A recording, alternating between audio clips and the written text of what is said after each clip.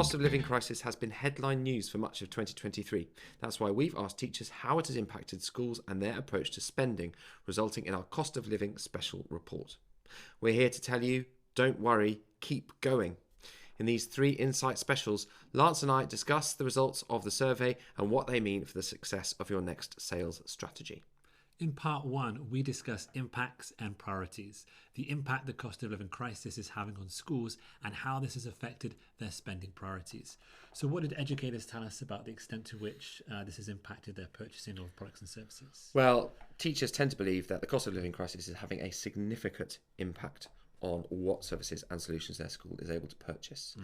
We asked this question with a scale of 1 to 10, 10 being the most impact, 1 being least, and the average was 7.2 out of 10. And it turned out that over half had selected 8 or above.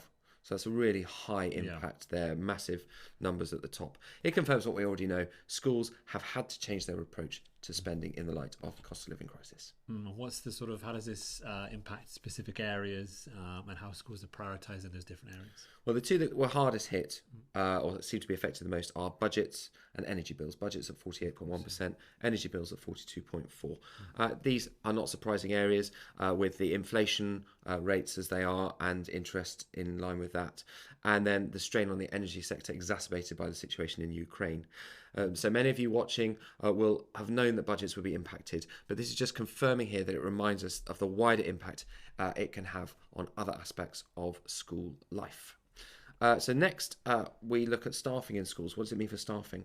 Yeah, so this is where we asked about pay, recruitment and retention, and this really gives our business providers out there an idea of how teachers are feeling right now when you're writing those emails. And nearly 2/3 of teachers, 60.6%, said that pay had been effective. And we know that this is because inflation has been outpacing pay for quite some time now. It's a mixed picture for those recruitment businesses out there. It does mean that there are at the moment probably less graduates that are considering going into teaching, and the government's not currently meeting its target for the year for the number of new teachers it wants to recruit. So for the long term, this could have a bit of an issue with the profession. But when it comes to short-term supply, there are opportunities out there. So with less long-term staff in schools, it does mean supply teaching is in higher demand. A bit of a mixed picture there. The Department for Education, though, has committed to convening a workload reduction task force. They want to reduce teachers' working hours by 5 per week. So they're looking to try and take some action there. And alongside this, they have the flexible working ambassadors, which are going to be placed in MATs to see if they can discover ways where teaching can be made a bit more flexible to make it more appealing to those new graduates. Now, when it comes to school priorities for staff recruitment, over 54.8% said that the cost of living crisis had not changed that as a level of priority.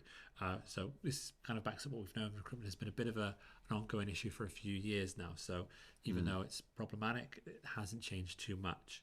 But again, this gives us a sense of the temperature in schools, and just over a quarter said that it was a lower priority, with less than 19% saying it was a higher priority. So teachers aren't feeling too optimistic. No, and I guess this has had a knock-on effect on their well-being. So how does staff health and well-being factor into this? Well, when we put that question to them, 64.3% said the cost of living crisis had a high impact on staff well-being, which we would expect that to be the case, and 49.2% said the same for students. So a little bit like our State of Sound in Schools reports, teachers are more aware of the impact on themselves than they are for students.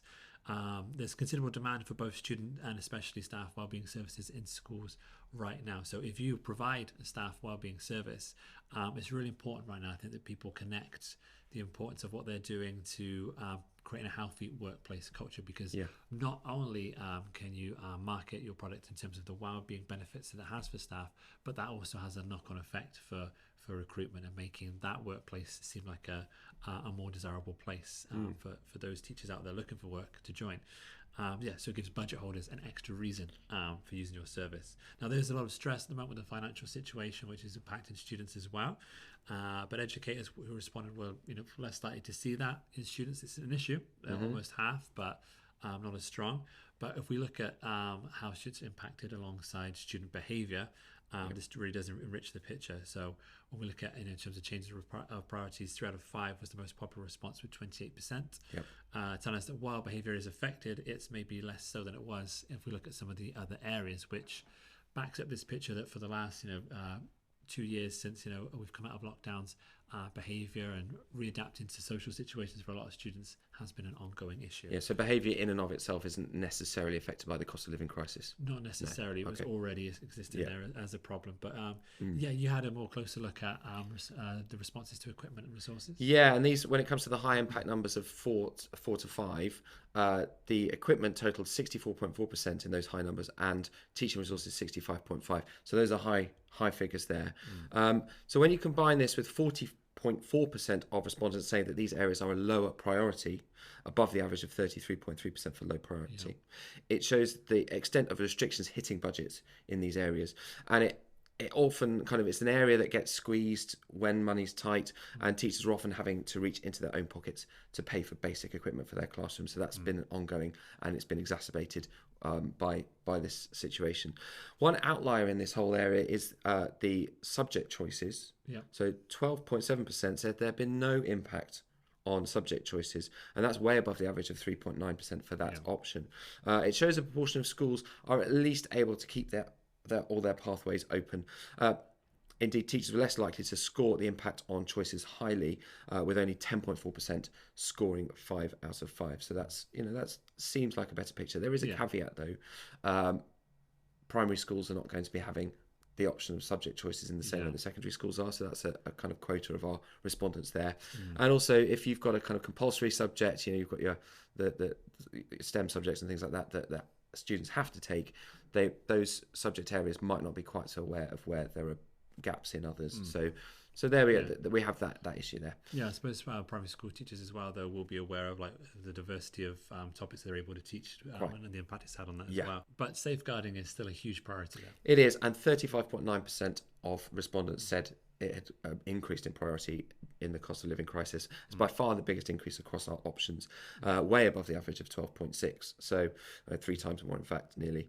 64.5% said it was the same priority, and a very small number, 3.6%, said it was lower. These numbers are significant, and while you would expect a high response for staying the same, it continues to be a legal requirement for schools to monitor, so it's absolutely vital as a part of everyday school life. But the high proportion saying that it is more of a priority show that educators are concerned that the likelihood of safeguarding issues being identified has gone up with wider economic stresses on families.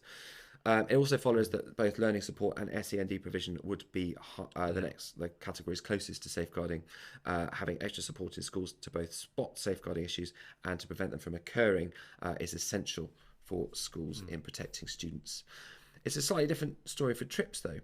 Yeah, it's a bit of a mixed picture for TRIPS. 46.2% see TRIPS as a lower priority, which will not fill TRIP providers with a lot of hope. However, the exact same number see no change in this as a priority, which kind of means if they've already decided that they're going to go with TRIPS and run with TRIPS, that it's still something that's happening in a lot of those schools. Now, it represents a bit of divide. We've got some schools maybe where they feel the parents are more able to burden the costs of increases to TRIP prices and things like that. And we do know as well from previous reports that the independent schools are more likely to keep those TRIPs going as well. So finishing on school essentials, first of all, food services, almost 2/3, that's 64.4%, see no change in this as a priority. Now, this is despite price increases. Schools will be continuing to feed their students, of course, and shouldering some of those costs. It is above average for a higher priority as well, so maybe some schools even put extra resources in there, trying to make up for some of the issues around students maybe not eating as much at home at the moment. And when it comes to school management, how schools run, insurance and administration are both very stable. So we've got over 80%, same for insurance, and 67% for administration. So they're both still very much priorities. The cost of living crisis has cast a cloud over decision makers' ability to spend in the way that they would hope. But as we said at the beginning, we're here to tell you, don't worry, keep going. And by watching this video, you now know how to adapt your edu marketing strategy based on how schools have been impacted and their current priorities. In part 2, we look at reductions and restrictions, where schools have reduced spending and any restrictions they've put in place to control budgets. To get your next campaign up and running, or simply to discuss how we can help you to extend your reach to schools, get in touch now for a free strategy call with one of our team of Selling to Schools experts.